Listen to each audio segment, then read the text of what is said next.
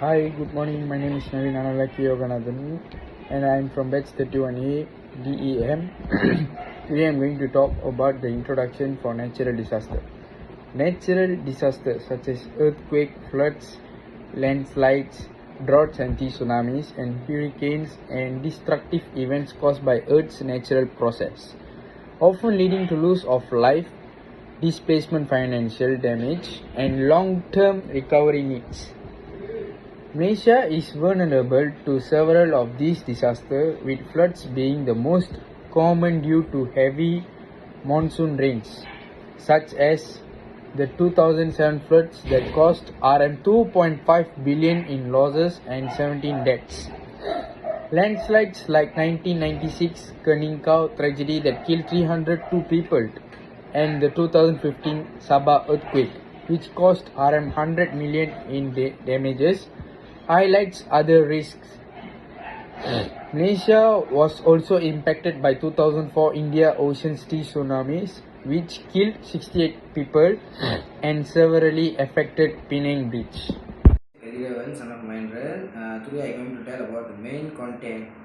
The main content is the impact of the earthquake in Sumatra causes tsunami in Penang and Langkawi, badly hit village and area damage. They are lost 68 people, die about 300 injuries, and their home, boats and all vehicles was damaged. The government give the house and new warning and awareness program introduction. Hi everyone, my name is KISHEENDIRAN, analytical MUNUSAMY, and my ID is DEM 0823201168. So today I want to present about causes of natural disasters in Malaysia. Natural disasters in Malaysia are influenced by three main factors.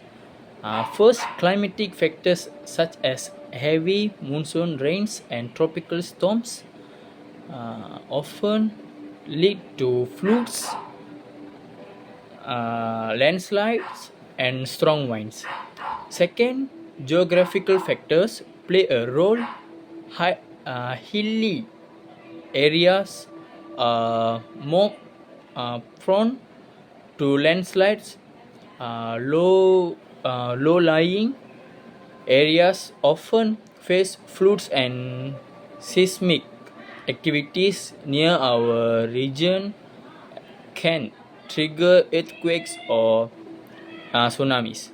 Lastly, human and climate change factors make the situation worse. Deforestation, poor urban planning, and pollution increase disaster risks, while climate change intensifies rainfall, raises sea levels, and disrupts weather patterns. All these elements combined, all these elements combined explain why Malaysia is vulnerable to different types of natural disaster. Thank you. Hi sir, my name is KALAISELVAN. So my ID number is DEM 0923201226 and I'm from batch 31B.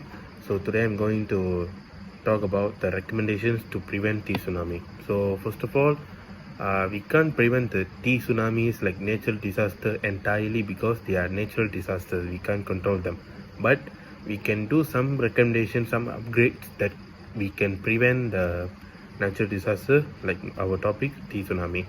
So for the first point, early warning systems. So I think the governments need to use a very strong early warning systems, like that are tools to detect the tsunamis or coming or not, for like seismic monitors, ocean bureaus and pressure recorders. These tools will help us to give the early warning as a detections. They will give the alarm sound or any other information is about the tsunamis information, so we can detect the tsunami wave early and send quick alerts to the going to affected areas. So the faster we know, the faster we can save the life more.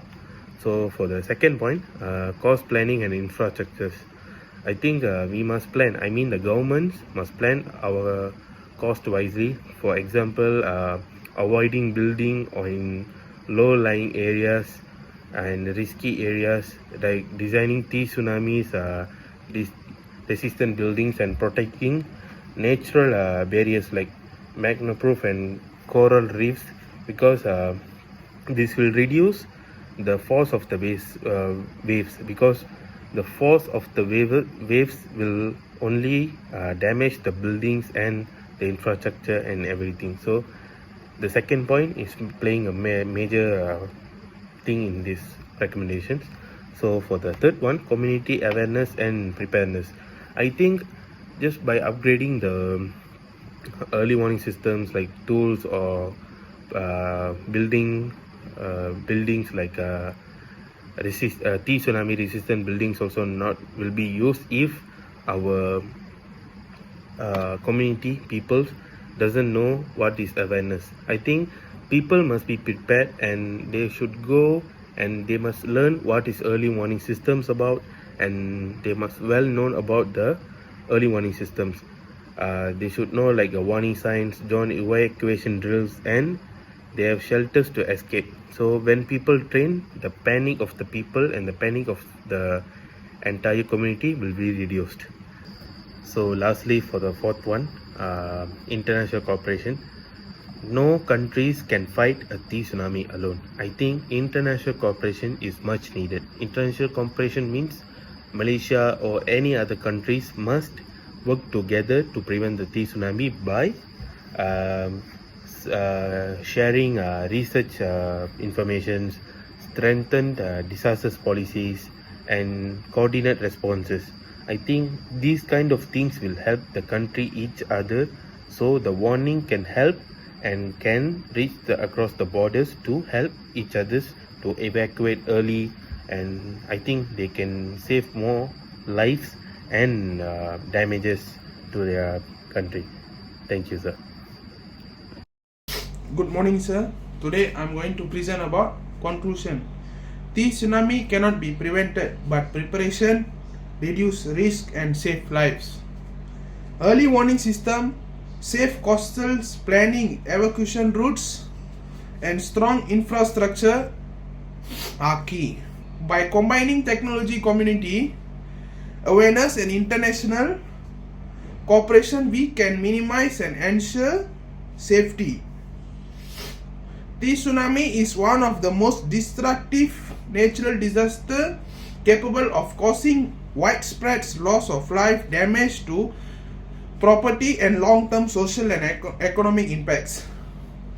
While it cannot be prevented, its effects can be reduced through early warning system, public awareness, proper coastal planning, and disaster preparedness. Ultimately, understanding the causes and consequences of these tsunamis reminds us of the importance of respecting natural forces and taking proactive measures to protect vulnerable communities. Thank you.